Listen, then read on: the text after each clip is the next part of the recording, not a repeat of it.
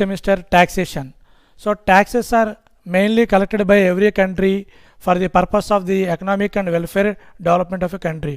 So taxes are mainly collected for the use of public welfare, for social welfare and economic welfare.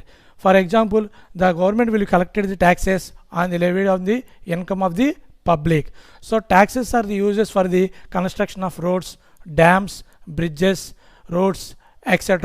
The taxes are mainly also used for the public welfare like government hospitals, education to the people, అలాగే health facilities ఇవన్నీ కూడా provide చేయడానికి taxes అనేది అవసరం. So ప్రతి దేశం కూడా ఈ యొక్క ప్రజల దగ్గర నుంచి పన్నులు వసూలు చేసి తిరిగి వాళ్ళ అవసరాల కోసమే ఈ డబ్బుని వినియోగించడం అనేది జరుగుతుంది. సో పన్నులు అనేవి చాలా చాలా important. It is the heart beat of the country. So country యొక్క డెవలప్మెంట్ అనేది దేని మీద ఆధారపడుతుందంటే పన్నులు వసూలు మీద అనేది ఆధారపడుతుంది.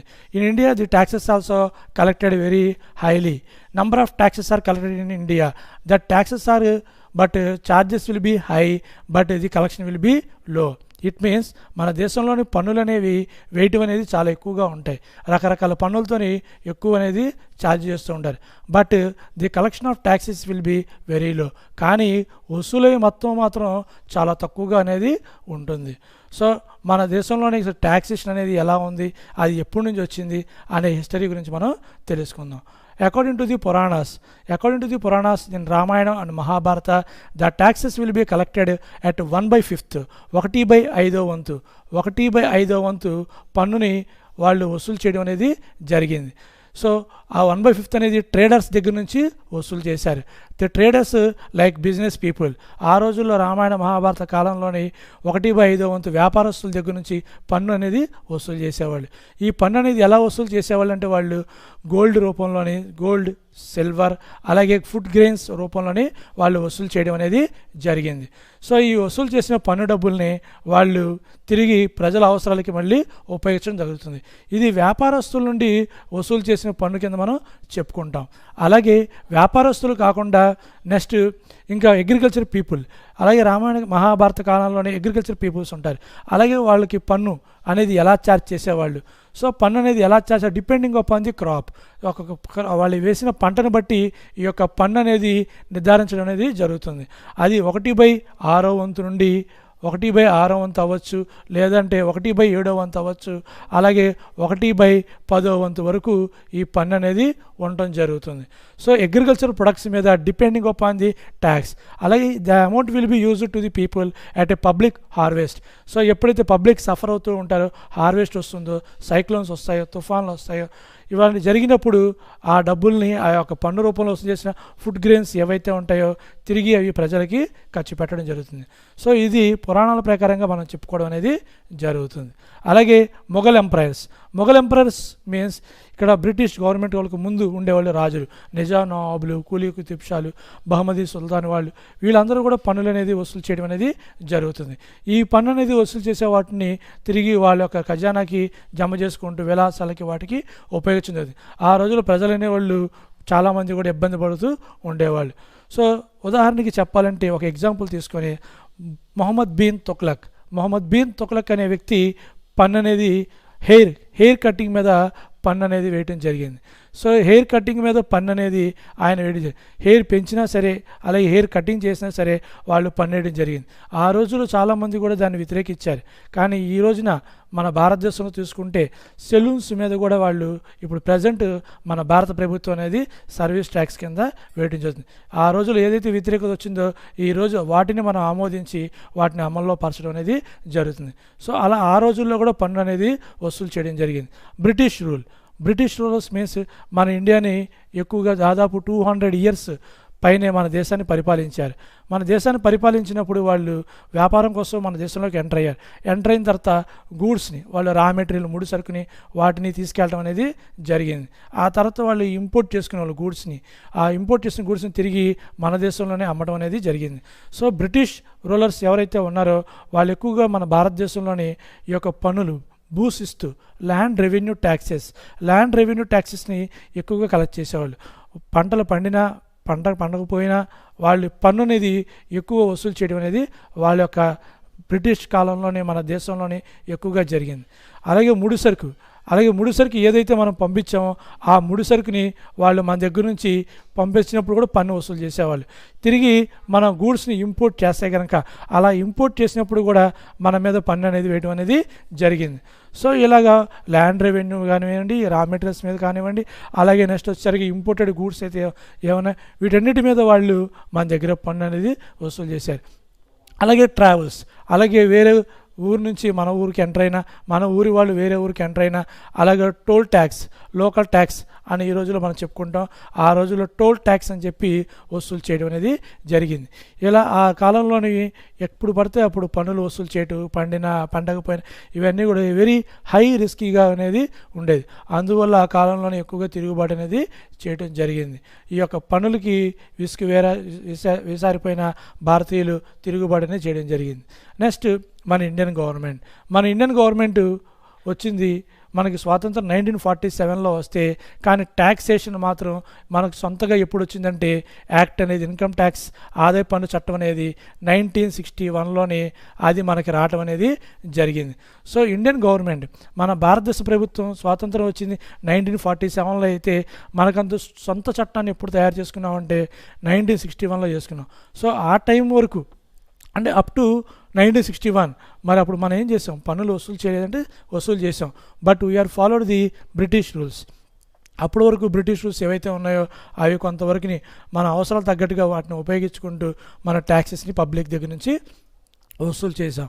అలా వసూలు చేసిన పన్నుల్ని మనం తిరిగి ప్రజలకే వాటికి వినియోగించడం అనేది జరిగింది.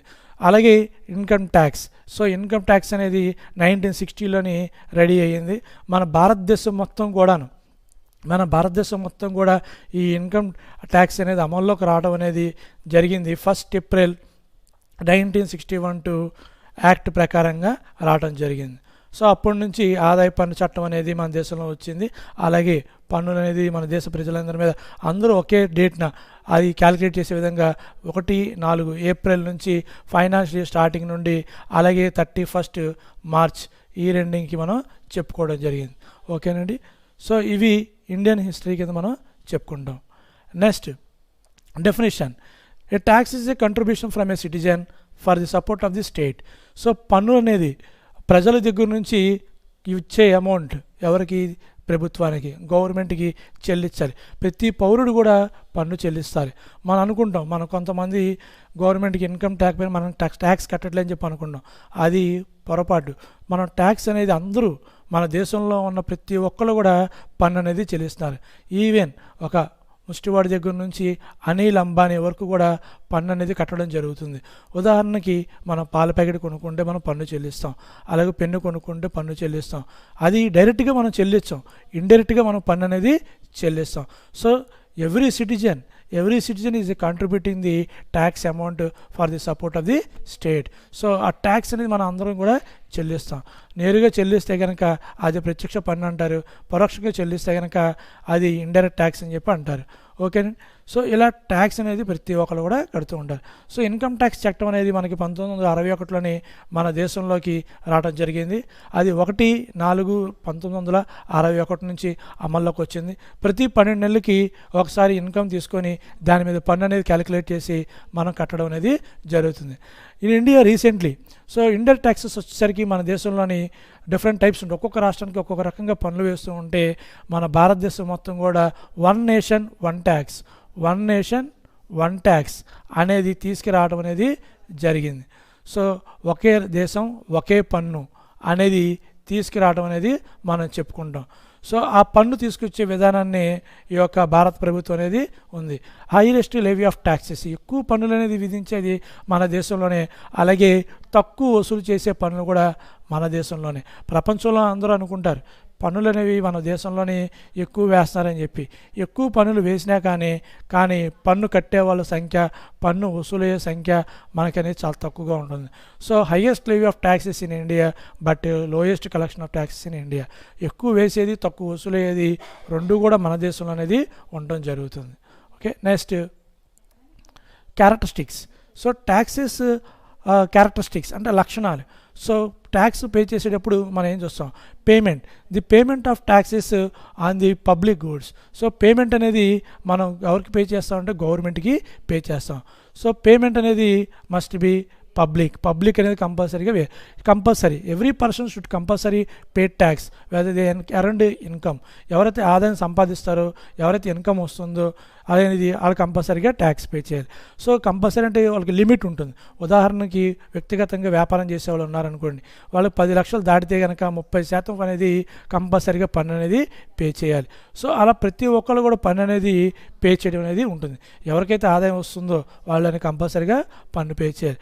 డైరెక్ట్ అయినా సరే, ఇండైరెక్ట్ అయినా సరే, ఎవరికైతే ఇన్కమ్ ఉందో వాళ్ళని పే చేయాలి. సాక్రిఫైయింగ్ మనకు వచ్చిన ఆదాయంలోని మన పన్ను కంపల్సరీ కడతాం. అయితే మనకి ₹1 అనేది గవర్నమెంట్ అనేది నేరుగా ఇవ్వదు. సో పన్ను అనేది సాక్రిఫైస్ అంటే మీనింగ్ త్యాగం, without getting of any benefit. ఎటువంటి బెనిఫిట్ లేకుండా మనం పన్ను కనుక కడితే దాన్ని ఏం ఉంటారంటే సాక్రిఫైయింగ్. ఉదాహరణకి ఒక షాప్లో మనం పనిచేసాం, paying the salary. So work ఇచ్చాం కాబట్టి వాళ్ళు శాలరీ ఇస్తారు. కానీ ప్రభుత్వానికి మనం పన్ను కడతాం, మనకు వచ్చిన ఆదాయం మీద మనం పన్ను అనేది పే చేస్తాం. అది త్యాగం అంటారు. అంటే ఏంటి, మన ఇన్కమ్ని మనం కొంత వదులుకుంటున్నాం. అంటే ఉదాహరణకి ₹1 కోటి సంపాదిస్తే దాని మీద 30% ట్యాక్స్, 30 లక్షల రూపాయలు మనం వదులుకుంటున్నాం. దాన్నే త్యాగం కింద మనం చెప్పుకుంటున్నాం. అయితే బెనిఫిట్ మనకి గవర్నమెంట్ నేరుగా అనేది ఉండదు. ఆ బెనిఫిట్ అనేది మనకి ఎలా ఉంటుంది, it means in the form of different ways. Government వరకు వాటర్ ఫెసిలిటీస్ కానివ్వండి, రోడ్ ఫెసిలిటీస్ కానివ్వండి, డ్యామ్స్ కానివ్వండి, బ్రిడ్జెస్ కానివ్వండి, గవర్నమెంట్ హెల్త్ ఫెసిలిటీస్ కానివ్వండి, అలాగే పోలీస్ సెక్యూరిటీ కానివ్వండి, ఇండియా బార్డర్ సెక్యూరిటీ, ఆర్మీ కానివ్వండి, ఇలాంటి బెనిఫిట్స్ అనేవి మనకి నేరుగా తీసుకోం. ఇవన్నీ కూడా మనకి ఇండైరెక్ట్గా వచ్చే బెనిఫిట్స్ కింద మనం చెప్పుకుంటాం. అలాగే income. So the tax is levied on the income of the people. So income of the people మీద ఈ ట్యాక్స్ అనేది లెవీ చేయడం అనేది జరుగుతుంది. ఆదాయం ఉన్న ప్రతి ఒక్కరికి కూడాను ఈ యొక్క పన్ను చట్టం అనేది వర్తిస్తుంది. అలాగే పర్సన్స్ అంటే వ్యక్తి రూపంలో ఉండే వ్యక్తి పర్సన్ కాదు. పర్సన్ అంటే అలాగే కంపెనీస్ కానివ్వండి, అలాగే ఇన్స్టిట్యూషన్స్ కానివ్వండి, వీళ్ళందరూ కూడా పర్సన్స్ కింద మనం చెప్పుకుంటాం.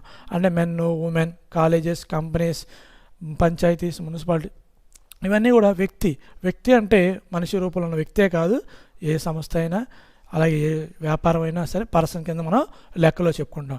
Next legal provisions. సో పన్ను అనేది న్యాయబద్ధంగా అనేది చెల్లించాలి. మనకు ఆదాయం వచ్చింది కాబట్టి మనం కట్టాలి. ఎందుకు కట్టాలి అనే ప్రశ్నించడం అనేది ఉండదు.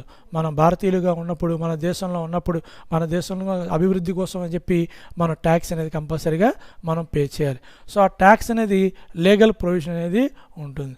అవి ప్రతి సంవత్సరం కూడా ఇన్కమ్ ట్యాక్స్ రేట్స్ అనేది నిర్ణయిస్తారు. ఆ రేట్స్ ప్రకారంగా మన ఆదాయం అనేది ఏ పరిధిలో ఉన్నామో ఆ పరిధి ప్రకారంగా మన ట్యాక్సెస్ అనేవి పే చేయాలి. Next types of taxes. Taxes are classified in India into 2 types, direct taxes and indirect taxes.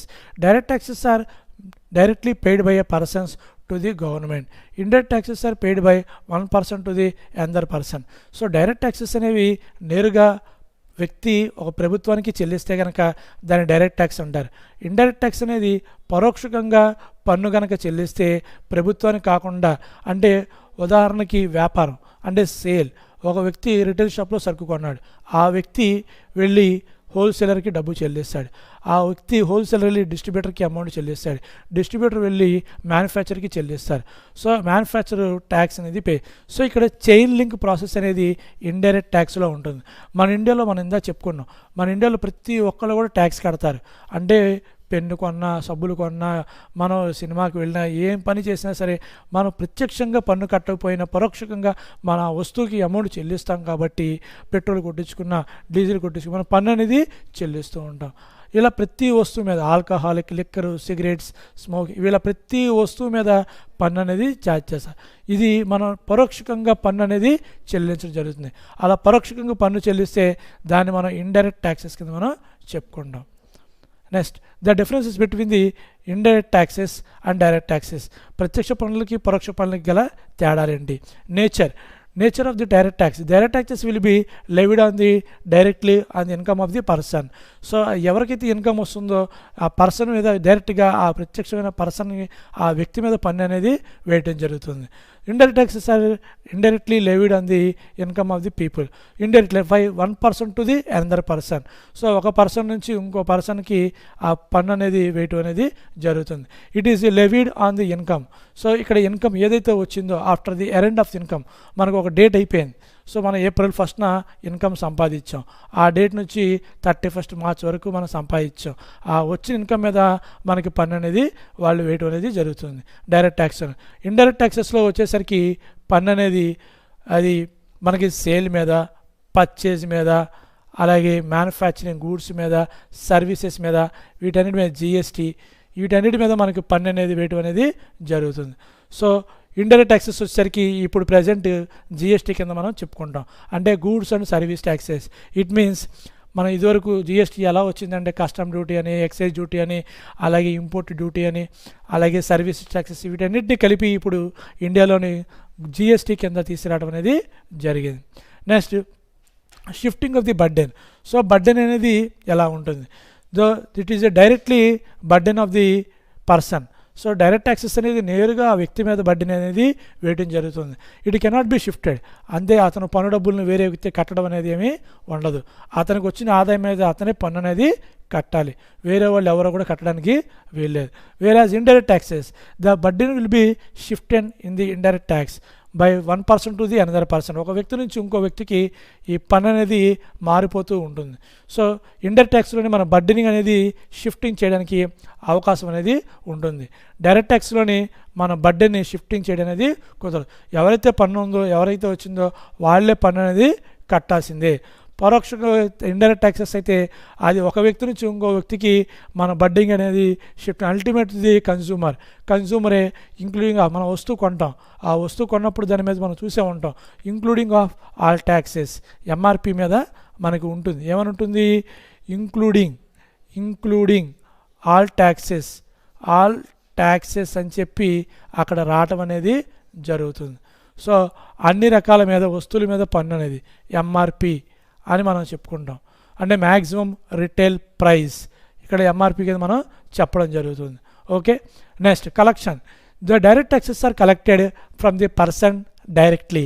So after the income earned, income వచ్చిన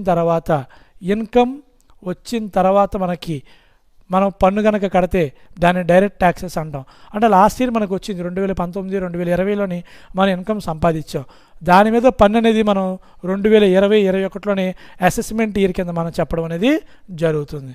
మన ప్రీవియస్ ఇయర్ వచ్చేసరికి ఏంటిది? 19-20. సో 2019-2020 కింద మనం చెప్పుకుంటాం అసెస్మెంట్ ఇయర్ వచ్చేసరికి 2020 అలాగే 2021 కింద మనం చెప్పడం జరుగుతుంది. Okay. Next examples. So direct taxes ఒక ఎగ్జాంపుల్స్ అంటే income tax and wealth tax. ఆదాయ పన్నులోని ఏమేమి హెడ్స్ ఉంటాయి? Income from salary, income from house property, అంటే జీతం నుంచి వచ్చే ఆదాయం కానివ్వండి, గ్రాస్ నుండి వచ్చే ఆదాయం కానివ్వండి, క్యాపిటల్ గెయిన్స్, బిజినెస్ ప్రొఫెషన్స్, వీళ్ళందరికీ ఎవరైతే ఇన్కమ్ వస్తుందో వీళ్ళందరూ కూడా ఇండైరెక్ట్ ట్యాక్సెస్లోని ఇన్కమ్ ట్యాక్స్లోని హెడ్స్ కింద ఉంటారు. వీళ్ళందరూ కూడా డైరెక్ట్ ట్యాక్స్ కింద మనం చెప్పుకున్నాం. అలాగే వెల్త్ ట్యాక్స్, సంపద పన్ను కూడా ఆస్తులు ఉన్న వాటి మీద, భవనాలు ఉన్న వాటి మీద, నగలు ఉన్న వాటి మీద పన్ను కూడా వేస్తారు, దాన్ని వెల్త్ ట్యాక్స్ కింద మనం చెప్పుకున్నాం. ఇండైరెక్ట్ ట్యాక్సెస్ వచ్చేసరికి మనం జిఎస్టీ, ఇండైరెక్ట్ ట్యాక్స్ వచ్చేసరికి మనం జిఎస్టీ కింద అట్ ప్రజెంట్ అనేది చెప్పడం అనేది జరుగుతుంది. అంటే ఇది ఎలా రీప్లేస్మెంట్ అయిందో మనం ఆల్రెడీ చెప్పాం. అది custom duty, excise duty, import duty, అలాగే గూడ్స్ తెప్పించినప్పుడు కానీ, సర్వీసెస్ ప్రొవైడ్ చేసినప్పుడు కానీ వీటిని బదులుగా జిఎస్టీ అనేది రీప్లేస్మెంట్ అయింది. ఇది మనం ఇండైరెక్ట్ ట్యాక్సెస్ కింద మనం చెప్పుకోవడం జరిగింది. సో ఇండైరెక్ట్ ట్యాక్సెస్లోని జిఎస్టీ కింద మనకి చెప్పుకుంటాం. ఓకే. నెక్స్ట్ అలాగే ఇండియన్ కాన్స్టిట్యూషన్, మన రాజ్యాంగ చట్టంలోని according to the Indian constitution ఈ యొక్క పన్నులు వేయడానికి రాజ్యాంగంలోని మనకి కొన్ని ఆర్టికల్స్ ఇచ్చారు. So articles according to 246 subsection 1, 246 subsection 2, 246 subsection 3, ఇలా 3 రకాల సెక్షన్స్లోని మనకి పన్నులు అనేది ఎలా వేయడం జరుగుతుంది. Levied by central and state government. అంటే ఇక్కడ సెంట్రల్ అండ్ స్టేట్ గవర్నమెంట్ అంటే మీనింగ్ ఏంటంటే సెంట్రల్ గవర్నమెంట్ అనేది కేంద్ర ప్రభుత్వం అలాగే రాష్ట్ర ప్రభుత్వం ఇద్దరు కలిపి పన్నులు వేయడం జరుగుతుంది. వాళ్ళు పన్ను వేస్తారు, మనం పన్ను వేస్తాం. ఉదాహరణకి పెట్రోల్, డీజిల్, పెట్రోలియం ప్రొడక్ట్స్ ఇవన్నీ కూడా ఏంటంటే సెంట్రల్ గవర్నమెంట్ పన్ను విధిస్తుంది అని అందరం అనుకుంటాం. మనం టీవీలో స్క్రోలింగ్ చూస్తూ ఉంటాం, ఈరోజు 50 పైసలు పెరిగింది, 51 పైసలు పెరిగింది, పెట్రోల్ రేటు వచ్చేసరికి 80 రూపాయలు అని చెప్పుకుంటారు. ఈ పన్ను అనేది, ఈ యొక్క రేట్ అనేది, ఈ యొక్క అమౌంట్లోని ఒక పెట్రోలియం కంపెనీ వాళ్ళ ఒక ఇన్కమ్తో పాటు కాస్ట్తో పాటు ప్రాఫిట్తో పాటు అలాగే ఈ యొక్క డీలర్స్ యొక్క కమిషన్తో పాటు సెంట్రల్ గవర్నమెంట్ వేసే పన్ను, స్టేట్ గవర్నమెంట్ కూడా వేసే పన్ను ఈ యొక్క పెట్రోల్ డీజిల్ మీద, పెట్రోలియం ప్రొడక్ట్స్ మీద ఉండటం జరుగుతుంది. సో పెట్రోలియం అనేది మన దేశానికి ఎక్కువ రెవెన్యూ కింద వస్తుంది. ఉదాహరణకు చెప్పాలంటే సింగిల్ ఎగ్జాంపుల్ చెప్పుకోవాలంటే పెట్రోల్ మీదే వాళ్ళు ఒక పైసా అలా 2 పైసలు 4 పైసలు పెంచితేనే ఒక రోజుకి 10,000 కోట్ల రూపాయల వరకు వాళ్ళకి ఇన్కమ్ అనేది వస్తుంది. సో ఈ పెట్రోలియం ప్రొడక్ట్స్ మీద సెంట్రల్ గవర్నమెంట్, స్టేట్ గవర్నమెంట్ అనేది పన్ను అనేది వేయటం జరుగుతుంది. అలాగే ఓన్లీ సెక్షన్ 246 సబ్సెక్షన్ 2 ఆర్టికల్స్లోని మనం చెప్పుకోవాల్సిన సెంట్రల్ గవర్నమెంట్ మాత్రమే వేసే పన్నులు, అంటే స్టేట్ గవర్నమెంట్ పొరపాటును కూడా వీటిలో ఇన్వాల్వ్ అవ్వదు. ఈ పన్ను అనేది సెంట్రల్ గవర్నమెంట్ అనేది వేయటం జరుగుతుంది. దాన్నే మనం జిఎస్టీ కింద మనం చెప్పుకుంటాం.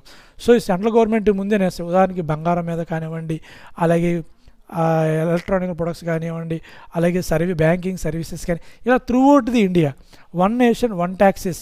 ఒక పెట్రోలియం ప్రొడక్ట్స్ డీజిల్ ప్రొడక్ట్స్ని మినహాయించి మిగతా అన్ని వస్తువులు యావత్ భారతదేశంలో ఉన్న ఎన్ని రాష్ట్రాలు ఉన్న అన్ని రాష్ట్రాలకి కూడాను వర్తించడం జరుగుతుంది. కేంద్ర ప్రభుత్వం వాళ్ళు ఈ పన్నులు వసూలు చేసి ఆ డబ్బుల్ని తిరిగి దామాషా పద్ధతి ప్రకారంగా అన్ని రాష్ట్రాలకి జనాభా ప్రాతిపదికగా ఖర్చుల కోసం వాళ్ళు డబ్బులు అనేది తిరిగి పంపిస్తూ ఉంటారు. సో సెంట్రల్ గవర్నమెంట్ అనేది ఈ యొక్క అన్ని రకాల పన్నులు, సర్వీస్ ట్యాక్సెస్ దాదాపు 130 రకాల యొక్క సర్వీసెస్ని సెంట్రల్ గవర్నమెంట్ వాళ్ళు పన్ను అనేది విధిస్తూ ఉంటారు. అలాగే నెక్స్ట్ స్టేట్ గవర్నమెంట్ వచ్చేసరికి మన రాష్ట్ర ప్రభుత్వం ఏ దేశంలో ఉన్న ఏ రాష్ట్రం అయితే ఉందో ఆ రాష్ట్రం వాళ్ళు ఈ యొక్క పన్ను అనేది నిర్ణయిస్తారు.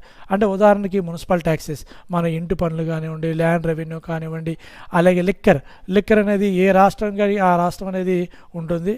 ఆ రాష్ట్రం అనేవాళ్ళు ఆదాయం కావాలనుకుంటే ముఖ్యమైన వనరు కింద ఈ లిక్కర్ గురించి మనం చెప్పుకుంటాం. ఆ లిక్కర్ మీద పన్ను అనేది హెవీగా రేట్లు పెంచి పన్ను అనేది వేయటం జరుగుతుంది. అలాగే ఈ స్టేట్ మున్సిపల్ ట్యాక్సెస్ కానీ, రిజిస్ట్రేషన్ ట్యాక్స్ కానీ, ల్యాండ్ రెవెన్యూ కానీ, వాటర్ ట్యాక్సెస్ కానీ, అలాగే డ్రైనేజ్ ట్యాక్సెస్ కానీ, ఇలాంటి ట్యాక్సెస్ అన్నీ కూడా స్టేట్ గవర్నమెంట్కి పరిధిలోని ఉంటాయి. ఇవన్నీ కూడా list 2 and second schedule of the constitution, మన రాజ్యాంగంలోని లిస్ట్ 2 ప్రకారం సెకండ్ షెడ్యూల్లోని ఇవి చెప్పడం అనేది జరుగుతుంది. సో మన దేశం అనేది ఈ జిఎస్టీ రీసెంట్గా 3-4 సంవత్సరాల క్రితం నుంచి ఈ జిఎస్టీ మనకు అమల్లో ఉంది. ఆ అమల్లో ఉన్నది మన దేశంలో ఒకే పన్ను కింద తీసుకొచ్చారు. అయితే వీటిలోని పెట్రోలియం ప్రొడక్ట్స్ కానివ్వండి, అలాగే నెక్స్ట్ డీజిల్ ఐటమ్స్ కానివ్వండి, ఇవి అలాగే లిక్కర్ కానీ ఇవి పరిధిలో అనేవి లేవు. అవి తప్పించి మిగిలిన మ్యాక్సిమం అన్నీ కూడాను మన దేశం మొత్తం ఒకే విధంగా ఉండేవి. అంతకుముందు ఎలా ఉండేదండి, ఒక్కొక్క రాష్ట్రానికి ఒక్కొక్క రకంగా పన్ను ఉండేది. అంటే సేల్స్ ట్యాక్స్ అనేది మన రాష్ట్రంలో ఒకలా ఉంటుంది, అలాగే పక్క తమిళనాడు రాష్ట్రంలో ఒకలా ఉంటుంది, అలాగే ఇతర రాష్ట్రాల్లో ఒకలా ఉంటుంది. ఒక్కొక్క రాష్ట్రంలోని అలా ఒక రాష్ట్రం నుంచి ఇంకో రాష్ట్రానికి సరుకు తెప్పిస్తే మన రాష్ట్రం వాళ్ళు వేసే పన్ను ఒకలా ఉంటుంది, మన రాష్ట్రం నుంచి వేరే రాష్ట్రానికి వెళ్ళినప్పుడు వాళ్ళు వేసే పన్ను ఒకలా, ఇలాగ అంతా కూడా టోటల్గా డిఫరెంట్గా ఉండేది. పన్నులు కొన్ని వందల రకాల పన్నులనే ఉండేవి. అవన్నీ కూడా ఎలిమినేట్ చేసి ఈ యొక్క జిఎస్టీ తీసుకురావడం అనేది జరిగింది. Next income tax direct taxes గురించి మనం చెప్పుకోవడం జరుగుతుంది. మనకి ఎక్కువ సిలబస్ డైరెక్ట్ ట్యాక్సెస్ ఉంటుంది. డైరెక్ట్ ట్యాక్సెస్లోనే మనకి ఒక యూనిట్ 1 నుంచి యూనిట్ 4 వరకు దాదాపు మనకి 4 యూనిట్స్ ఉంటాయి. మన 4 యూనిట్స్లోనే ఎక్కువగా మనకి డైరెక్ట్ ట్యాక్సెస్ గురించి మన సిలబస్ అంతా కూడా ఉంటుంది. Income tax act is 1961. Income tax అనేది 1961లో వచ్చింది with the effect from the 1st April 1961. ఈ ఇన్కమ్ ట్యాక్స్లో మనకు వచ్చేది హెడ్స్, ఇన్కమ్ ఫ్రమ్ శాలరీస్. ఎవరైతే ఉద్యోగాలు చేస్తున్నారో వాళ్ళందరూ కూడా ఈ పరిధిలో వస్తారు. అంటే జీతం కోసం పనిచేస్తూ ఉన్నవాళ్ళు, అలాగే ఎవరంటే రైల్వే ఎంప్లాయీస్ కానీ, గవర్నమెంట్ ఎంప్లాయీస్ కానివ్వండి, అలాగే ప్రైవేట్ ఎంప్లాయీస్ కానీ, కాలేజ్ లెక్చరర్స్ కానివ్వండి, ఇలా ఎవరికైతే ఇన్కమ్ వస్తుందో వాళ్ళ యొక్క ఇన్కమ్ మీద వాళ్ళు పన్ను పే చేయాలి. అలా పన్ను పే చేసి దాన్ని ఇన్కమ్ ఫ్రమ్ శాలరీస్ మనం చెప్పుకోవడం జరుగుతుంది. అలాగే ఇన్కమ్ ఫ్రమ్ హౌస్ ప్రాపర్టీ, గృహఆస్తి. ఒక్కొక్కరికి 2 బిల్డింగ్లు 3 బిల్డింగ్లు ఉంటే కనుక వాళ్ళకి కనుక అద్దెకిచ్చుకుంటే రెంట్లు కనుక వస్తే ఆ వచ్చిన ఇన్కమ్ని ఇన్కమ్ ఫ్రమ్ హౌస్ ప్రాపర్టీ అంటారు. అది కూడా ఇన్కమ్ ట్యాక్స్ పరిధిలోకే వస్తుంది. అలాగే నెక్స్ట్ వచ్చేసరికి ఇన్కమ్ ఫ్రమ్ బిజినెస్ ప్రొఫెషన్, వ్యాపారస్తులు, అలాగే ప్రొఫెషన్స్. ఎవరైతే ఉంటారో. సో బిజినెస్ అండ్ ప్రొఫెషన్ అంటే గోల్డ్ బిజినెస్, సిల్వర్ బిజినెస్, అలాగే నెక్స్ట్ వచ్చేసరికి ఐరన్ బిజినెస్, ఎడ్యుకేషన్, ఇలాగ అన్ని ప్రతిదీ కూడా బిజినెస్ కింద మనం చెప్పుకుంటూ కొన్ని వందల రకాల బిజినెసెస్ ఉంటాయి. వాళ్ళు వచ్చేసరికి వ్యాపారం వచ్చే ఇన్కమ్ కూడా వాళ్ళు కూడా ఏ కేటగిరీ ఇన్కమ్ ట్యాక్స్ కేటగిరీ కింద వాళ్ళకి వచ్చే ఇన్కమ్ మీద పన్ను అనేది కట్టాలి. ప్రొఫెషన్ డాక్టర్స్, లాయర్స్, అలాగే చార్టెడ్ అకౌంట్స్. ప్రొఫెషన్ కింద మనకి ముగ్గురే ఉంటారు, డాక్టర్స్ అనేవాళ్ళు, లాయర్స్ అనేవాళ్ళు, అలాగే చార్టెడ్ అకౌంట్స్ సిఏ చదివిన వాళ్ళు.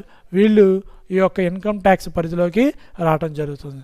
Next income from capital gains అంటే మూలధనం నుంచి ఆదాయం అంటే షార్ట్ టర్మ్, లాంగ్ టర్మ్ అని చెప్పి ఆదాయాలు ఉంటాయి. అంటే ఆస్తులు కొనడం, అమ్మటం, మనకు బిల్డింగ్స్ ఏమైనా ఉంటాయి కనుక అమ్ముకోవటం, అలాగే మళ్ళీ సేల్ చేసుకోవడం, మళ్ళీ పర్చేస్ చేయడం, ఇలాంటి క్యాపిటల్ గెయిన్స్ అంటే దీర్ఘకాలికంగా ఉన్న ఆస్తులు ఏవైతే ఉంటాయో అమ్ముకుంటే వాటి మీద వచ్చే ఆదాయం మీద మనం పన్ను అనేది లెక్కించడం జరుగుతుంది. అది ఇన్కమ్ ఫ్రమ్ క్యాపిటల్ గెయిన్స్ కింద మనం చెప్పుకుంటాం. అది కూడా ఇన్కమ్ ట్యాక్స్ పరిధిలోనే మనం డైరెక్ట్ ట్యాక్సెస్ కింద మనం చెప్పుకుంటాం. అలాగే income from other sources. Income from other sources వచ్చేసరికి మనకి అదర్ ఇన్కమ్స్ ఏవైతే 4 హెడ్స్ చెప్పామో, శాలరీస్, హౌస్ ప్రాపర్టీ, మనం ఇంకా బిజినెస్ ప్రొఫెషన్, ఈ 4 కేటగిరీలో రాని ఏవైతే ఇన్కమ్స్ ఉంటాయో అవి ఈ ఇన్కమ్ ఫ్రమ్ అదర్ సోర్సెస్లోనే రావడం జరుగుతుంది. ఓకే, అదర్ సోర్సెస్ అంటే ఉదాహరణ చిన్న ఎగ్జాంపుల్స్ చెప్తాను. ఒకటి లాటరీస్ కానివ్వండి, కార్డ్ గేమ్స్ కానివ్వండి, పజిల్స్ కానివ్వండి, అవార్డ్స్ కానివ్వండి, అలాగే అదర్ ఇన్కమ్స్ ఇంకా ఏమైనా ఉంటే అలాగే గేమ్స్ కానీ, క్విజ్ కాంపిటీషన్స్ కానీ, ఇలాంటి ఏవైతే ఇన్కమ్స్ వస్తాయో వీటన్నిటిని మనం ఇన్కమ్ ఫ్రమ్ అదర్ సోర్స్, అలాగే లెక్చరర్స్ పేపర్ కరెక్షన్కి వెళ్తే వచ్చే ఇన్కమ్ కానివ్వండి, ఇవన్నీ కూడా income from other sources category కింద మనం చెప్పుకోవడం అనేది జరుగుతుంది. ఓకేనమ్మా. Next person. డైరెక్ట్ ట్యాక్సెస్లోని మనం ఒక్కొక్క పాయింట్ బేసిక్ కాన్సెప్ట్స్ ఉంటాయి. ఆ బేసిక్ కాన్సెప్ట్స్లోని మనం ఒక్కొక్క పాయింట్ గురించి ఇక్కడ మనం డిస్కస్ చేసుకోవాలి. First one person. పర్సన్ అంటే వ్యక్తి. జనరల్గా మనం వ్యక్తి అంటే ఏమనుకుంటాం, మనిషి రూపంలో ఉండే వ్యక్తి, మాట్లాడే వ్యక్తి, కదిలే వ్యక్తిని మనం పర్సన్ అని చెప్పి అనుకుంటాం. కానీ ఇన్కమ్ ట్యాక్స్లోని పర్సన్ వచ్చేసరికి డిఫరెంట్గా ఉంటుంది. So according to the section 2 subsection 31 and individual. Individual అంటే ఇక్కడ మెన్, ఉమెన్, అలాగే మైనర్, వీళ్ళందరూ కూడా ఇండివిజువల్ కింద వస్తారు. మెన్, ఉమెన్, మైనర్ వీళ్ళు individual. The persons like living human beings are come under individuals. ఎవరైతే లివింగ్ బీయింగ్స్ ఉంటారో వీళ్ళందరూ కూడా ఇండివిజువల్ కింద మనం చెప్పుకుంటాం. లైక్ మనుష్య రూపంలో ఉండే వాళ్ళందరూ రామ, సీత, కృష్ణ, లక్ష్మణ, భరత, వీళ్ళందరూ కూడా పేర్లు. వీళ్ళందరూ కూడా వాళ్ళకి కనుక ఆదాయం ఉంటే వీళ్ళందరినీ కూడా ఏమని పిలుస్తారంటే పర్సన్స్ కింద మనం చెప్పుకుంటాం. Next HUF. హెచ్యుఎఫ్ అంటే ఉమ్మడి కుటుంబం. ఉమ్మడి కుటుంబం అనేది జాయింట్ హిందూ ఫ్యామిలీ కింద మనం చెప్పుకుంటాం. దీంట్లోని హెడ్ ఎవరైతే ఉంటారో అతన్ని కర్త అంటారు. సో ఆ కర్త వచ్చేసరికి మన హిందూ కుటుంబంలోని పెద్ద వ్యక్తి అంటే ఇంట్లోని మన తాతగారు అని మనం జనరల్గా చెప్పుకోవచ్చు. అంటే అన్నదమ్ములు ఉన్నారు, ఆ అన్నదమ్ములందరికీ ఒక తండ్రి ఉన్నాడు, ఆ తండ్రి కర్త అంటారు. ఈ అన్నదమ్ములందరూ కూడా కో ప్యాన్సెస్ అంటే భాగస్తుల కింద మనం చెప్పుకుంటాం. అంటే కో ప్యాన్సెస్ అంటే వారసుల కింద మనం చెప్పుకోవడం జరుగుతుంది. ఈ ఎవరైతే అన్నదమ్ములు ఉన్నారో వీళ్ళందరూ విడివిడిగా వచ్చే ఆదాయాన్ని వీళ్ళందరి తరపున ఇన్కమ్ లెక్కించి ఆ కర్త అనే వ్యక్తి పే చేయడం జరుగుతుంది. అలా ఉమ్మడి కుటుంబంలో ఎవరైతే కలిసికట్టుగా ఉంటారో ఆ కర్త అనే వ్యక్తి ఈ పన్నునే చెల్లిస్తాడు. ఎవరి తరపున చెల్లిస్తాడు? కో ప్యాన్సర్స్ అంటే విడిగా అందరూ కలిసి కనుక ఉంటే కనుక, ఉమ్మడి కుటుంబంలో కనుక ఉంటే కనుక వాళ్ళకు వచ్చిన అందరి ఆదాయాన్ని కలిపి ఆయన చెల్లించడం అనేది జరుగుతుంది. వాళ్ళందరూ కలిసికట్టుగా ఉంటే ఆ కర్త అనే వ్యక్తి పే చేస్తారు. ఆ కర్తను కూడా ఇక్కడ మనం పర్సన్ కింద చెప్పుకుంటాం. అలాగే కంపెనీస్ వచ్చేసరికి according to the companies act of the 1956 the company which is register under companies act. ఏదైతే కంపెనీస్ యాక్ట్ 1956 ప్రకారంగా రిజిస్ట్రేషన్ చేయించుకుంటాయో అలా ప్రతి దాన్ని కూడా ఏమని పిలుస్తారంటే కంపెనీ అని చెప్పంటారు. ఉదాహరణకి Tata company, Reliance company, Wipro company, Samsung company వీళ్ళందరూ కూడా కంపెనీస్ కింద చెప్పుకుంటాం. వీళ్ళందరికీ ఇన్కమ్ వస్తుంది ప్రతి సంవత్సరం. వాళ్ళందరూ కూడా ఏమని పిలుస్తారంటే పర్సన్. వాళ్ళందరినీ కూడా మనం ఏమని పిలుస్తారు? పర్సన్స్ కింద మనం చెప్పుకుంటాం. సో వీళ్ళందరూ కూడా వాళ్ళకు వచ్చిన ఆదాయం మీద ప్రతి సంవత్సరం వాళ్ళు పన్ను కట్టడం అనేది జరుగుతుంది. అలాగే ఫర్మ్స్ వచ్చేసరికి according to the Indian partnership act ప్రకారంగా మన కంపెనీస్ యాక్ట్ ప్రకారంగా మనం చెప్పుకుంటే 1956 partnership act. According to the Indian partnership act is 1932 the persons who are agreed sharing profit and losses according to the ratio mentioned. Agreed ratio, when there is agreement is absent, they share profit and losses equally. That is called partnership deed. Partnership అనేది ఇద్దరు లేక అంతకంటే ఎక్కువ మంది కలిసి వ్యాపారం చేస్తూ ఉంటారు. వాళ్ళ వ్యాపారంలోని అగ్రిమెంట్ అనేది ఉంటుంది. ఆ అగ్రిమెంట్ ప్రకారంగా వాళ్ళు అకౌంట్ పుస్తకాలు ఎలా మెయింటైన్ చేయాలి, పన్ను అనేది ఎవరు కట్టాలి, అలాగే అకౌంట్స్ ఎలా మెయింటైన్ చేయాలి, ఏ బుక్స్ అనేది ఎలా చూసుకోవాలి, ఇవన్నీ నిర్ణయించుకుంటారు. ఈ యొక్క పార్ట్నర్షిప్లో ఉన్న వ్యక్తిని ఏమంటారంటే పార్ట్నర్స్ అంటారు. వీళ్ళందరూ కూడా మనకి పర్సన్స్ కింద మనం లెక్క కింద చెప్పుకుంటాం. అలాగే ఏఓపి, అసోసియేషన్ ఆఫ్ పర్సన్స్, అంటే ఇక్కడ కోఆపరేటివ్ సొసైటీస్, అలాగే చారిటబుల్ ట్రస్ట్లు ఇవన్నీ ఉంటాయి కదా, వీటన్నిటిని ఏమని పిలుస్తారంటే ఏఓపీస్, అసోసియేషన్ ఆఫ్ పర్సన్స్ అనే body of individual Lions bank, blood bank, charitable trust, cooperative societies ఇవన్నీ కూడా మనం చెప్పుకోవడం జరుగుతుంది. అలాగే లోకల్ అథారిటీస్, లోకల్ అథారిటీ అంటే మనం మున్సిపల్ కార్పొరేషన్, పంచాయతీస్, అలాగే పోర్ట్ ట్రస్ట్, ఇలా కంటోన్మెంట్ బోర్డ్స్, ఇవన్నిటిని ఏమని పిలుస్తారంటే లోకల్ అథారిటీస్. ఆ యొక్క లోకల్లో వాళ్ళకి వచ్చిన ఆదాయం మీద కూడా పన్ను కట్టాలి. ఉదాహరణకు మన విజయవాడ మున్సిపల్ కార్పొరేషన్, మన విజయవాడ మున్సిపల్ కార్పొరేషన్ వాళ్ళు డబ్బు అనేది పన్ను రూపంలోనే వసూలు చేస్తారు. ప్రజలందరి దగ్గర నుంచి వసూలు చేసి అది మనకి వినియోగించరు. ఆ డబ్బు ముందు స్టేట్ గవర్నమెంట్కి, ఖజానాకి జమ చేయాలి. ఆ తర్వాత వాళ్ళు గవర్నమెంట్ వాళ్ళు వసూలైన దాన్ని బట్టి మనకి ఖర్చు పెట్టడానికి అమౌంట్ అనేది ఇవ్వడం జరుగుతుంది. అవి లోకల్ అథారిటీస్ కింద మనం చెప్పుకుంటాం. ఆర్టిఫిషియల్ జ్యుడిషియల్ పర్సన్స్, ఎక్కడ పార్లమెంట్లోని చట్టాల ద్వారా ఏర్పాటు చేయడం అనేది జరుగుతుంది. ఉదాహరణకి LIC, life insurance corporation of India, statutory bodies, ఇలాంటివన్నీ మొట్టమొదటిగా ఇన్సూరెన్స్ కంపెనీ మన భారతదేశంలోని అలౌ చేసింది ఈ యొక్క ఎల్ఐసి ఆఫ్ ఇండియా. పార్లమెంట్లో చట్టం పాస్ చేసి ఒక స్టాట్యుటరీ ద్వారా చేయడం. అలాగే రీజనల్ రూరల్ బ్యాంక్స్, ఇవన్నీ కూడా చట్టం ద్వారా ఏర్పాటు చేయడం అనేది జరిగింది. వాళ్ళకి ఆదాయం వచ్చినప్పుడు పన్ను కట్టాలి. లైఫ్ ఇన్సూరెన్స్ కంపెనీ వాళ్ళు ప్రతి 2 సంవత్సరాలకు ఒకసారి వాళ్ళ అకౌంటింగ్ పీరియడ్ అనేది ఉండటం జరుగుతుంది. పన్ను అనేది ఈరికి పే చేస్తారు, అని అకౌంటింగ్ పీరియడ్ మాత్రం ఇన్సూరెన్స్ కంపెనీ వాళ్ళకి ప్రతి 2 సంవత్సరాలకు ఒకసారి ఉండడం అనేది జరుగుతుంది. Okay, next SSC. మరి ఇన్కమ్ ట్యాక్స్లోని పన్ను కట్టే వ్యక్తుల్ని ఏమని పిలుస్తారు? సో ఎస్ఎస్సి మీన్స్, ఉదాహరణకి మనం కన్సైన్మెంట్ చేస్తున్నాం. కన్సైన్మెంట్లోని 2 పర్సన్స్, కన్సైనర్, కన్సైనీ అని మనం చెప్పుకుంటాం. పంపించే వ్యక్తి కన్సైనర్ అని, అలాగే పుచ్చుకునే వ్యక్తి కన్సైనీ. అలాగే ఇన్కమ్ ట్యాక్స్లో కూడా ఎవరైతే పన్ను కడతారో ఆ వ్యక్తిని ఏమని పిలుస్తారంటే ఎస్ఎస్సి కింద మనం చెప్పుకుంటాం. So the person who pays tax to the government is called assessee. అతన్ని మనం ఎస్ఎస్సి కింద చెప్పుకుంటాం. They are 3 types of assessees. ఎస్ఎస్సిలోని 3 రకాలు ఉంటాయి. ఆర్డినరీ ఎస్ఎస్సి, డీమ్డ్ ఎస్ఎస్సి, అలాగే ఎస్ఎస్సి డిఫాల్ట్. ఇలా 3 రకాల కింద మన ఎస్ఎస్సిని చెప్పుకోవడం జరుగుతుంది. ఓకే, సో ఇక్కడ ordinary assessee means the person who pays tax to the government. ఎవరైతే పన్ను గవర్నమెంట్కి చెల్లిస్తారో నేరుగా ఆ వ్యక్తిని ఆర్డినరీ ఎస్ఎస్సి కింద చెప్పుకుంటాం. అలాగే ఆర్డినరీ ఎస్ఎస్సిలోని the person who filing the return to the government to submit the file is called the ordinary assessee. అంటే తనకు వచ్చిన ఆదాయాన్ని ఇన్కమ్ ట్యాక్స్ ఫైలింగ్ రిటర్న్ చేసే వ్యక్తిని ఎవరైతే ఉంటారో ఆ వ్యక్తిని ఆర్డినరీ ఎస్ఎస్సి కింద చెప్పుకుంటాం.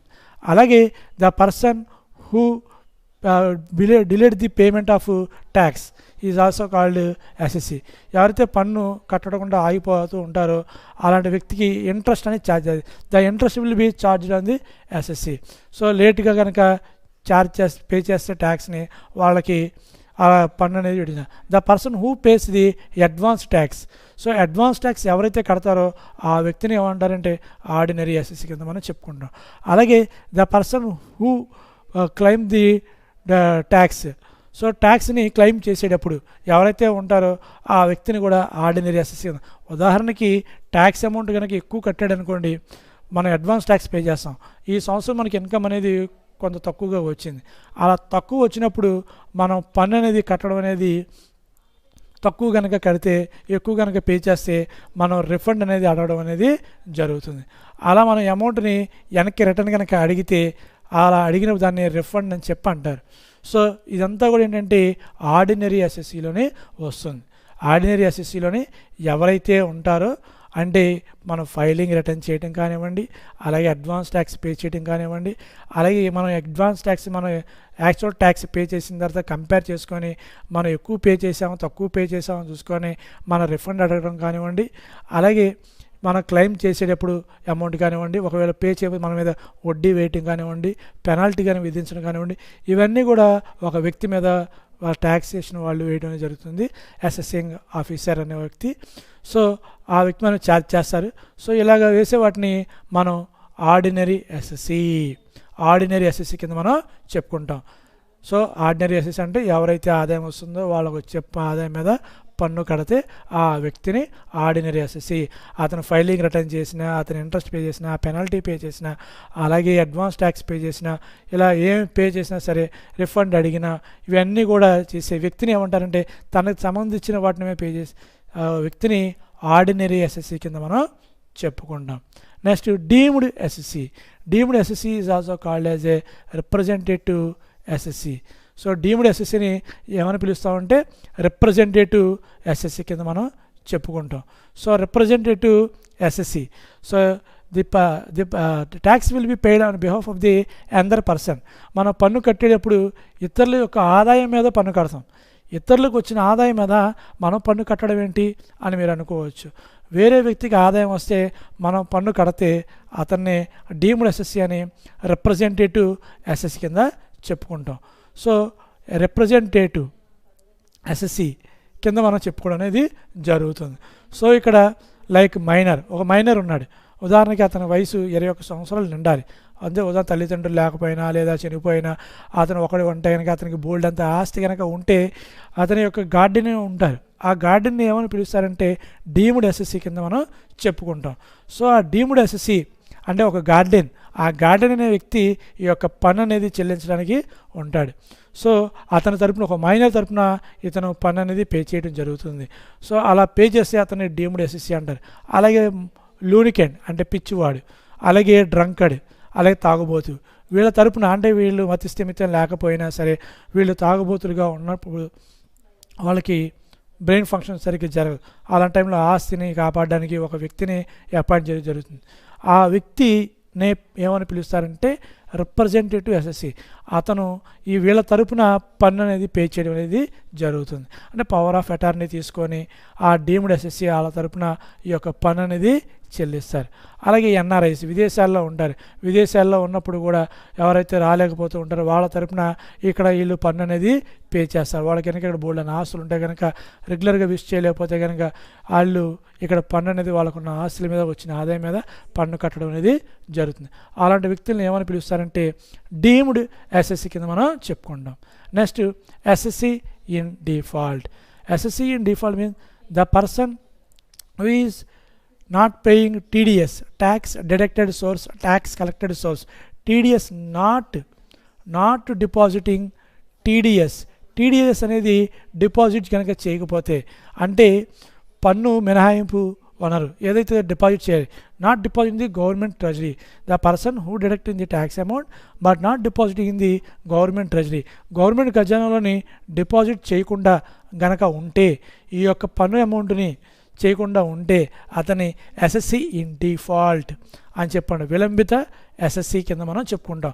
అంటే అతనికి ఆదాయం ఉంది, అతనికి పన్ను పడింది, పన్ను అతను ప్రభుత్వ ఖజానాలో జమ చేయాలి, కానీ జమ చేయకుండా ఉన్న వ్యక్తుల్ని ఏమని పిలుస్తారంటే ఎస్ఎస్సి ఇన్ డిఫాల్ట్ కింద మనం చెప్పుకుంటాం. ఓకేనమ్మా, ఇది మనకి డీమ్డ్ ఎస్ఎస్సి కింద మనం చెప్పడం జరుగుతుంది. ఓకే, నెక్స్ట్ అలాగే అసెస్మెంట్ ఇయర్, అలాగే ప్రీవియస్ ఇయర్ అసెస్మెంట్, ఈ మూడు కూడా డిఫరెంట్ క్వశ్చన్స్, మూడు సెపరేట్గా ఉంటాయి. So assessment year, present assessment year వచ్చేసరికి మనకి 2020-21 2020-2021 అనేది మనకి ప్రజెంట్ అసెస్మెంట్ ఇయర్ కింద మనం చెప్పుకుంటాం. సో ఇక్కడ అసెస్మెంట్ ఇయర్ అంటే 1 ఏప్రిల్ 2020 టు 31 మార్చ్ 2021. అంటే ఇది మనం పన్ను కట్టే సంవత్సరం. పన్ను ఎలా కడతాం? ప్రీవియస్ ఇయర్ వచ్చిన ఆదాయం మీద. లాస్ట్ ఇయర్ మనకి ఏదైతే ఆదాయం వచ్చిందో అంటే preceding the assessment year is called previous year or financial year. So previous ఇయర్ని మనం ఫైనాన్షియల్ ఇయర్ కింద చెప్పుకుంటాం. ఫైనాన్షియల్ ఇయర్ మీన్స్ 1920 ఏదైతే ఇయర్ ఉంటుందో ఆ ఇయర్ని మనం ఫైనాన్షియల్ ఇయర్ కింద మనం చెప్పుకుంటాం. ఈ యొక్క ఫైనాన్షియల్ ఇయర్లోని మనం పన్ను అనేది ఆ వచ్చిన ఇన్కమ్ ఏదైతే ఉంటుందో ఆ ఇన్కమ్ మీద మనం పన్ను అనేది ఈ యొక్క 2020, 2021లో మనం పన్ను అనేది చెల్లిస్తాం. ఆదాయం సంపాదించిందేమో 2019, 2020లో వచ్చిన ఆదాయం మీద మన పన్ను అనేది ఎప్పుడు కట్టాలి? 2020, 2021లోనే మనం పన్ను చెల్లించాలి. సో 1/4/2019 నుండి 31 మార్చి 2020 వరకు ఉన్న పీరియడ్ని ఫైనాన్షియల్ ఇయర్ అంటారు. దాని మీద మనం సంపాదించిన ఆదాయాన్ని ఏదైతే ఉందో దాని మీద మనం పన్ను అనేది లెక్కిస్తాం. ఆ లెక్కించిన పన్నుని మనం ఏ ఇయర్లో కట్టాలి? 2020, 2021లోనే కట్టాలి. ఈ అసెస్మెంట్ ఇయర్ ఏదైతే ఉందో 2021 ఏదైతే ఉందో ఆ ఇయర్ని మన ఇన్కమ్ ట్యాక్స్ ఫైలింగ్ రిటర్న్ చేస్తాం. ఇన్కమ్ ట్యాక్స్ ఫైలింగ్ రిటర్న్ చేసినప్పుడు కంపేర్ చేసుకోవాలి. మనం ఎక్కువ పే చేసామో తక్కువ పే చేస్తున్నాం అంటే అడ్వాన్స్ ట్యాక్స్ ఆల్రెడీ మనం కట్టేస్తాం.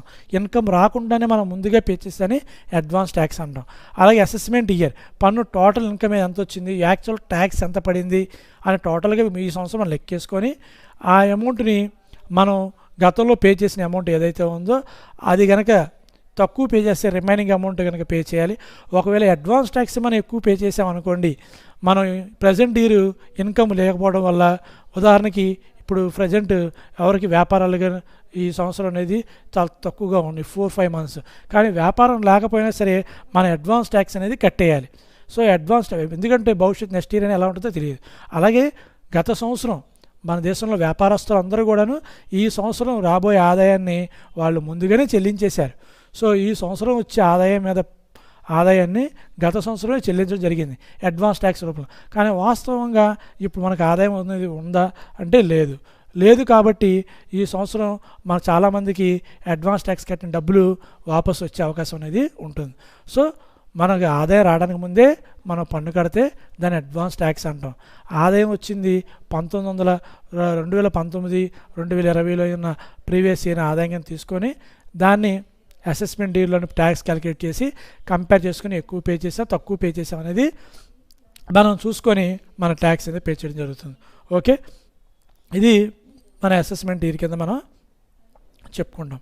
నెక్స్ట్ ప్రీవియస్ ఇయర్ వచ్చేసరికి 2019, 2020. సో ప్రీవియస్ ఇయర్ వచ్చేసరికి 2019, 2020 అంటే ఎప్పుడు స్టార్ట్ అవుతుంది? 1/4/2019.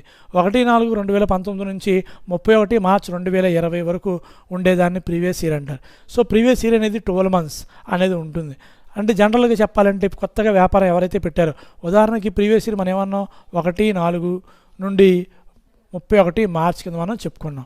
అంటే 2019 నుంచి 2020 వరకు మనం ఈ యొక్క ప్రీవియస్ ఇయర్ అంటే గత సంవత్సరంలోనే 2019-20 ఆదాయాన్ని మనం సంపాదించి దాన్ని మన ప్రీవియస్ ఇయర్ కింద చెప్పుకున్నాం. ప్రీవియస్ ఇయర్ 12 నెలలు ఉండాలి అని రూల్ ఏం లేదు. ఉదాహరణకి ఎవరైనా వ్యాపారం వచ్చేసరికి 1/3 అలాగే మనం జనవరిలోని మార్చిలో క్లోజ్ చేశారు. అప్పుడు క్లోజ్ ఎప్పుడైంది? 31 మార్చ్కి ప్రీవియస్ ఇయర్ అనేది క్లోజ్ అయిపోతుంది. అంటే ఒక నెల వాళ్ళు వ్యాపారం చేసినట్లు లెక్క. సో అప్పుడు వ్యాపారానికి ఒక నెలకే ఇన్కమ్ అనేది క్లోజ్ చేయాలి. ఒకవేళ జనవరిలో స్టార్ట్ చేశారనుకోండి, సో 1/1/2020లోని వాళ్ళు వ్యాపారం స్టార్ట్ చేశారు. అప్పుడు 31 మార్చ్ వాళ్ళు క్లోజ్ చేయాలి. సో ఇక్కడ మార్చ్లో మన 20న క్లోజ్ చేయాలి. అంటే 3 నెలల వ్యాపారం జరిగింది. ఆ 3 నెలలకి వాళ్ళు పన్ను అనేది ప్రీవియస్ ఇయర్కి తీసుకోవాలి. అంతేగాని నేను వ్యాపారం జనవరిలో పెట్టాను నేను డిసెంబర్ వరకు ఉంటానంటే కుదరదు. మన భారతదేశ ప్రభుత్వం అంతా కూడాను ఇండియా వైడ్గా అందరూ కూడాను వ్యాపారస్తులు అందరూ కూడాను ఈ యొక్క పన్నుని ఒక సిస్టమేటిక్ వేలోని ఇయర్ అనేది స్టార్ట్ అవ్వాలి. మధ్యలో ఎప్పుడు వ్యాపారం పెట్టినా సరే 31 మార్చికి అనేది క్లోజ్ చేయాల్సిందే. అలా క్లోజ్ చేసి నెక్స్ట్ ఇయర్ మళ్ళీ ఫ్రెష్గా అందరూ ఒకే విధంగా అనేది స్టార్ట్ చేయాలి. అదే గవర్నమెంట్ ఎంప్లాయీస్ ప్రభుత్వ ఉద్యోగస్తులు అనుకోండి, వాళ్ళకి ఫిబ్రవరిలో స్టార్ట్ అవుతుంది, వాళ్ళకి మార్చికి ఎండ్ అనేది అయిపోతుంది. అంటే 1 ఫిబ్రవరికి స్టార్ట్ అయ్యి వాళ్ళకి జనవరి 1కి మార్చ్ 1కి క్లోజ్ అనేది అవుతుంది. అంటే ఇక్కడ ఫిబ్రవరి టు మార్చ్ అనేది ఇక్కడ మనం తీసుకోవడం అనేది జరుగుతుంది. అంటే ఇక్కడ వాళ్ళకి గవర్నమెంట్ ఎంప్లాయీస్కి పన్ను అనేది 12 నెలలకు ఉంటుంది. కాకపోతే వాళ్ళకి ఫిబ్రవరి నుంచి జనవరి 31 వరకు వాళ్ళకి పన్ను అనేది లెక్కిస్తారు. సో ఫిబ్రవరి స్టార్ట్ అయ్యి జనవరికి క్లోజ్ అనేది జరుగుతుంది. ఎవరికి? గవర్నమెంట్ ఎంప్లాయీస్ వాళ్ళకి ఆ ఇయర్లో, అంటే ఇండియా వైడ్గా ఉంటారు కాబట్టి అందరూ ఒకేసారి పన్ను అనేది మనం కలెక్ట్ చేయాలన్నా, అలాగే చెక్కింగ్ చేయాలన్నా, వెరిఫై చేయాలన్నా కొంత ప్రాబ్లం అనేది ఉంటుంది. Okay, that is called the previous year. So previous year అనేది మనం 2019, 2020 కింద చెప్పుకుంటాము. ప్రీవియస్ ఇయర్ వచ్చేసరికి మనకి 1 ఏప్రిల్ నుంచి 31 మార్చ్ వరకు ఉంటుంది. ప్రీవియస్ ఇయర్ అనేది మనకి 1 ఇయర్ ఉండాలని రూల్ ఏం లేదు. ప్రీవియస్ ఇయర్ అనేది మనం జనవరిలో కనుక వ్యాపారాన్ని స్టార్ట్ చేస్తే మనకి 31 మార్చ్కి ప్రీవియస్ ఇయర్ అనేది క్లోజ్ అవుతుంది. ఓకేనమ్మా, ఇది ప్రీవియస్ ఇయర్ కింద మనం చెప్పుకోవడం జరిగింది. అయితే previous year next question, previous year next point అనమాట. Previous year and assessment year are the same. అంటే ఏంటి? ప్రీవియస్ ఇయర్ అంటే ఇన్కమ్ వచ్చిన ఇయర్, అసెస్మెంట్ ఇయర్ అంటే ఏంటి? పన్ను కట్టేది. పైన రెండు మనం విడివిడిగా చెప్పుకున్నాం. 2020, 2021 అన్నాము. ఇక్కడ వచ్చేసరికి 2019 అలాగే 20 కింద చెప్పుకున్నాం. ఇక్కడ 1920 అన్నా, అక్కడ వచ్చేసరికి 2021 కింద మనం చెప్పుకున్నాం. అంటే ఇక్కడ మీనింగ్ ఏంటి? అక్కడ ఆదాయం వచ్చిందే ఒక సంవత్సరం, పన్ను కట్టేదేమో ఇంకో సంవత్సరం. అలా మనం జరిగి గత సంవత్సరంలో ఆదాయం వస్తే ఈ సంవత్సరం కానీ మనం పే చేసేదాన్ని మనం అసెస్మెంట్ ఇయర్ కింద మనం చెప్పుకున్నాం. ఇక్కడ మనం మెయిన్గా చెప్పుకోవాల్సిన పాయింట్ ఏంటంటే ప్రీవియస్ ఇయర్, అసెస్మెంట్ ఇయర్ ఒకటే. అంటే ప్రీవియస్ ఇయర్, అసెస్మెంట్ ఇయర్ కూడా రెండు ఒకటే కింద చెప్పాం. అంటే ఏంటి? ఆదాయం వచ్చిన ఇయరే, అలాగే పన్ను కట్టే సంవత్సరం కూడా ఒకటే. అంటే షిప్పింగ్ బిజినెస్, మన దేశంలోని ఎవరైతే ఉంటారో షిప్పింగ్ వ్యాపారం చేస్తూ ఉంటారో ఆ షిప్ అనేది వస్తుంది. విదేశాల నుంచి ఒక షిప్లోని సరుకు తీసుకొచ్చారు, వాళ్ళు సరుకు దించేస్తారు, వాళ్ళకి సేల్ అయిపోతుంది, ఈ అమౌంట్ తీసుకొని వెళ్ళిపోతారు. అలాంటి పన్ను నెక్స్ట్ ఇయర్ వచ్చి కట్టడం అనేది కుదరదు, వాళ్ళతోనే అప్పుడే పన్ను అనేది కట్టిస్తారు. షిప్పింగ్ వ్యాపారం చేసేవాళ్ళు ఎవరైతే ఉంటారో వాళ్ళతోటి పన్ను, వాళ్ళకి ఆ ఇయర్ ఏదైతే ఇన్కమ్ ఏదైతే వచ్చిందో ఆ ఇయరే వాళ్ళు పన్ను కట్టాలి. సో షిప్పింగ్ బిజినెస్, సముద్ర వ్యాపారం చేసేవాళ్ళు పన్ను కట్టడం అనేది జరుగుతుంది. సో ఆ షిప్పింగ్ వ్యాపారం చేసేవాళ్ళు పన్ను అనేది కట్టాలి. ఆ ఇయర్లోనే ఇన్కమ్ వస్తుంది, ఆ ఇయర్లోనే వాళ్ళు ట్యాక్స్ అనేది పే చేయాలి. అలాగే నెక్స్ట్ డిస్కంటిన్యూడ్ బిజినెస్, ఎవరైతే వ్యాపారస్తులు వ్యాపారం చేయలేకపోతారో, నష్టాలు వస్తున్నాయని చెప్పి క్లోజ్ చేస్తారో, లేదా వ్యాపారం క్లోజ్ చేసేసి మనం ఇంకెందుకు అనుకుంటారో, అలాగే సో ఎవరైతే డిస్క్లోజ్డ్ అంటే డిస్కంటిన్యూ ది బిజినెస్, డిస్కంటిన్యూ కనుక చేస్తే, వ్యాపారాన్ని కనుక డిస్కంటిన్యూడ్ చేస్తూ ఉంటే కనుక వాళ్ళకి ప్రీవియస్ ఇయర్ అసెస్మెంట్ ఇయర్ అనేది ఒకటే. ఆ ఇయర్లోనే వాళ్ళు ఇన్కమ్ ఎంత వచ్చిందో, వాళ్ళు ఎంత ట్యాక్స్ పే చేయాలనేది వాళ్ళు అప్పుడే అనేది పే చేయాలి. That is called previous year and assessment year is same. అలాగే నెక్స్ట్ వచ్చేసరికి ఈవెంట్స్, ఏవైతే ఈవెంట్స్ కండక్ట్ చేస్తూ ఉంటారు, లైక్ ప్రోగ్రామ్స్ కండక్ట్ చేసినప్పుడు కానీ, లేదా వాళ్ళు క్రికెట్ కానీ, ఐపీఎల్ మ్యాచెస్ కానీ ఇలా కండక్ట్ చేస్తుంటారు, వాళ్ళకి అక్కడే ఇన్కమ్ వస్తుంది. ఆ ఇయర్లో వెంటనే వచ్చిన ఇన్కమ్కి వాళ్ళు అప్పుడే పన్ను అనేది పే చేయాలి. సో అలాంటి ఏవైతే ఉంటాయో ఇన్కమ్, పబ్లిక్ ఈవెంట్స్ కండక్ట్ చేస్తూ ఉంటారో, వచ్చిన ఇన్కమ్ మీద ప్రోగ్రామ్స్ కండక్ట్ చేస్తూ ఉంటారో వాళ్ళు అప్పుడే పన్ను అనేది పే చేయాలి. అలాగే next the person who lives the India. So India వదిలి వెళ్ళిపోతూ ఉంటే కనుక, లీవ్స్ ది ఇండియా వదిలి వెళ్ళిపోతే కనుక, సో ఇండియా వదిలేసి పర్మనెంట్గా విదేశాలకి వెళ్ళిపోదాం అనుకున్న వ్యక్తులు ఎవరైతే ఉంటారో వాళ్ళ ఆస్తులు వెంటనే అమ్మేసేసి వాళ్ళు ఆ డబ్బుని జమ చేసుకునేది నెక్స్ట్ ఇయర్ పన్ను కడదామంటే కుదరదు. వాళ్ళు పన్ను అనేది ఆ ఇయరే కట్టాలి. ఎందుకంటే మన దేశంలో వాళ్ళు ఉండరు కాబట్టి, సో వాళ్ళు ఏ ఇయర్లోని వాళ్ళు ఆస్తులు అమ్మేసుకుంటారో ఆ ఇయరే వాళ్ళు పన్ను కట్టడం అనేది జరుగుతుంది. The persons who leaves the India ఎవరైతే వదిలి వెళ్ళిపోతారో వాళ్ళు వచ్చిన అమ్మేసిన ఆస్తులు ఏవైతే ఉంటాయో ఆ డబ్బు మీద వాళ్ళు అప్పుడే పన్ను కట్టడం అనేది జరుగుతుంది. Okay, that is called the previous year and assessment year ఇది సేమ్. షిప్పింగ్ వ్యాపారం చేసేవాళ్ళు కానివ్వండి, అలాగే నెక్స్ట్ వచ్చేసరికి ఈ యొక్క ఇండియా వదిలి వెళ్ళిపోయేవాళ్ళు కానివ్వండి, అలాగే నెక్స్ట్ వచ్చేసరికి ఈ యొక్క డిస్కంటిన్యూ వ్యాపారస్తులు కానివ్వండి, ఇలా వీళ్ళందరికీ క్యాజువల్గా వచ్చే ఇన్కమ్స్ ఎవరైతే ఇట్ మీన్స్ ప్రోగ్రామ్స్ కానీ, గేమ్స్ కానీ ఇలాంటివి కండక్ట్ చేస్తూ ఉంటారో వీళ్ళందరూ ఇన్కమ్ వచ్చిన వాటి మీద పన్ను అనేది ఆ ఇయర్లోనే పే చేయాలి. That is the previous year and assessment year is same. ఆ రెండు కూడా మనం ఒకటే కింద మనం చెప్పుకుంటాం. Next undisclosed sources of income. ఇది ఇన్కమ్ ట్యాక్స్ వాళ్ళు రైడింగ్ చేస్తారు. ఏసీ యాంటీ కరప్షన్ బ్యూరో వాళ్ళు కానివ్వండి, అలాగే ఇన్కమ్ ట్యాక్స్ డిపార్ట్మెంట్ ఐటీ వాళ్ళు కానివ్వండి, వాళ్ళు రైడింగ్ జరిగినప్పుడు వాళ్ళు కొన్ని సమాచారాన్ని బయటికి తీస్తారు. ఆ సమాచారాన్ని బయటికి తీసినప్పుడు వాళ్ళ అమౌంట్ 100% వాళ్ళు 100% ట్యాక్సిబుల్ కింద వాళ్ళు జమ చేయడం అనేది జరుగుతుంది. అన్డిస్క్లోజ్డ్ సోర్సెస్ ఆఫ్ ఇన్కమ్ అంటే ఏంటి? సమాచారం నువ్వు ఇవ్వకపోవటం, నీకు ఆదాయం చూపిస్తున్నావు, ఆదాయం కనబడుతుంది, కానీ దానికి సాక్ష్యం కింద ఏది నువ్వు చూపించట్లా. ఉదాహరణకి రైడింగ్ జరిగినప్పుడు బంగారు నగలు కనబడినా, ఆస్తులు కనబడినా, జ్యువెలరీ కనబడినా, వాహనాలు కనబడినా, విలువైన వస్తువులు వాచెస్ కనబడినా ఏంటి ఇలాంటివన్నీ కనబడుతూ ఉంటే కనుక, ఇవన్నీ కూడా కనబడుతూ ఉంటే కనుక వాటికి ప్రూఫ్ ఆధారం అనేది ఉండాలి. వీడి ఆధార్ కనుక లేకపోతే వాటన్నీ కనబడుతూ ఉంటే కనుక ఇది 100% 100% అనేది జప్తు చేస్తారు. దాంతోపాటు వాళ్ళు జైల్లో వేయటం అనేది జరుగుతుంది. మనకి కనుక ఆదాయం కనుక ఉంటే కంపల్సరీగా వాటికి డాక్యుమెంట్స్ అనేవి ఉండాలి. అలా కనుక లేకపోతే 100% ట్యాక్స్ అనేది వేస్తారు. అలాగే జైల్లో కూడా మనకి శిక్ష అనేది వేయటం అనేది జరుగుతుంది. అన్ఎక్స్ప్లెయిన్డ్ ఇన్వెస్ట్మెంట్స్, మనం పెట్టుబడులు పెట్టేసాం, దానికి ఆదాయం ఎక్కడి నుంచి వచ్చింది అనేది మనం ఎక్స్ప్లెయిన్ చేయాలి. అంటే మన టాటా కంపెనీలో, రిలయన్స్ కంపెనీలో షేర్లు మనం కొనేసాం, ఆ డాక్యుమెంట్స్ మన నెలల్లో కనబడినాయి, ఇక్కడ పెట్టుబడులు పెట్టారు, దీనికి ఆదాయం ఎక్కడ ఉంది, దీనికి సోర్సెస్ ఏంటి, ఎలా వచ్చింది డబ్బు మీకు అనేది మనం ప్రూఫ్ అనేది చూపించాలి.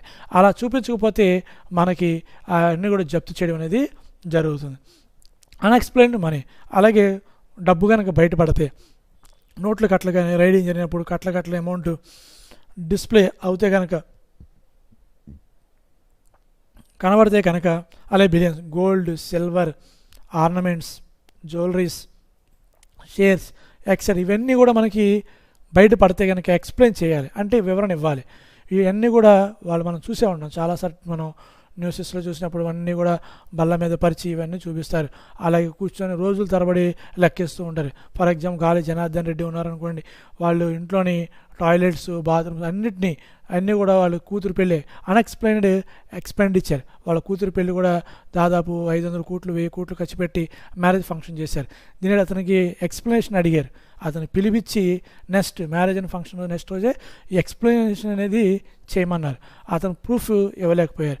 సో అలాగే ప్రూఫ్ అనేది ప్రతి దానికి ఉండాలి.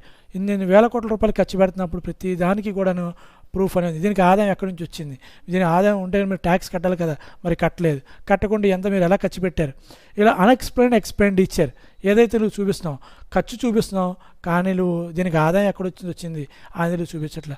వాళ్ళు ఆదాయం వచ్చినట్టు చూపించాలంటే నువ్వు పన్ను కట్టాలి. సో ఇవన్నీ కూడా వాళ్ళు ప్రతిదీ కూడా అడగడం జరుగుతుంది. అన్డిస్క్లోజ్డ్ సోర్సెస్ కింద మనం చెప్పడం జరుగుతుంది.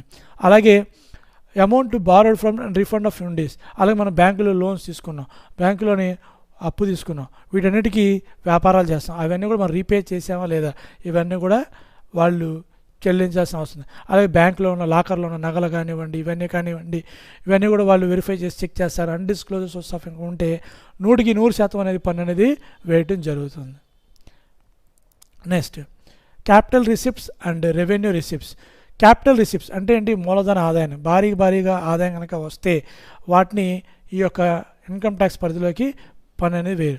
ఉదాహరణకి ఆస్తులు పంచుకుంటారు, ఆస్తులు పంచుకున్నప్పుడు ఆస్తి అమౌంట్ వస్తుంది, అలా వచ్చిన అమౌంట్ మనం రిజిస్ట్రేషన్ స్టాంప్ డ్యూటీ అనేది కట్టేస్తాం, మళ్ళీ దానికి సెపరేట్గా పన్ను అనేది వేరు. Chargeable to the tax. Revenue income అంటే మనం వ్యాపారం చేస్తున్నాం, ఇన్కమ్ వస్తుంది, ఆ ఇన్కమ్ మీద వేసే పన్నునే మనం రెవెన్యూ రిసిప్ట్స్ కింద మనం చెప్పుకుంటాం. అలాగే substitute source of revenue income, ఇది ఎప్పుడో వచ్చే ఇన్కమ్. క్యాపిటల్ రిసిప్ట్ అనేది రెగ్యులర్గా అనేది రాదు, ఏమైనా ఆస్తి అమ్మినా, ల్యాండ్ అమ్మినా, బిల్డింగ్ అమ్మినా, అలా అప్పుడప్పుడు మనకు వచ్చే ఆదాయానికి దాని it is a revenue receipt. It is a regular income. రెగ్యులర్గా మనం వ్యాపారం చేస్తాం, మన యొక్క స్టీల్ వ్యాపారం కానీ, ఐరన్ వ్యాపారం కానీ, గోల్డ్ వ్యాపారం, మనం రెగ్యులర్గా వ్యాపారం చేసేప్పుడు ఏదైతే ఇన్కమ్ వస్తుందో అలా మనం వచ్చే రెగ్యులర్ ఇన్కమ్ మీద మన పన్ను అనేది కట్టడం జరుగుతుంది. అలాగే example copy rights. Capital receipt ఉదాహరణకి మనం ఒక వస్తువు కనిపెట్టాం, దానికి కాపీ రైట్స్ ఉంటాయి, ఆ కాపీ రైట్స్ మనం సరెండర్ చేసాం, వదిలేసుకుంటున్నాం అన్నప్పుడు మనకు భారీగా అమౌంట్ ఇస్తారు. ఒక బుక్ రాశారు, ఆ బుక్ రాసిన మెటీరియల్ని ఈ పబ్లిషర్స్కి ఇస్తారు, వాళ్ళు భారీగా అమౌంట్ ఇస్తారు, అది క్యాపిటల్ రిసిప్ట్ కింద మనం చెప్పుకున్నాం. కాంపన్సేషన్, నష్టపరిహారం అంటే మనకి రోడ్ ఎక్స్టెన్షన్ ఇల్లు పోయినా కానీ, ఏమైనా ఇన్కమ్ వచ్చినా కానీ, లేదా మన ఫ్యూచర్లో లాభాలు. ఇప్పుడు వ్యాపారం జరుగుతుంది, ఉదాహరణకి ఈ 4-5 నెలలుగా 6 నెలలుగా మనకి బిజినెస్ అనేది సరిగ్గా ఉండదు, దానికి కూడా మనం ఇన్సూరెన్స్ చేయిస్తాం.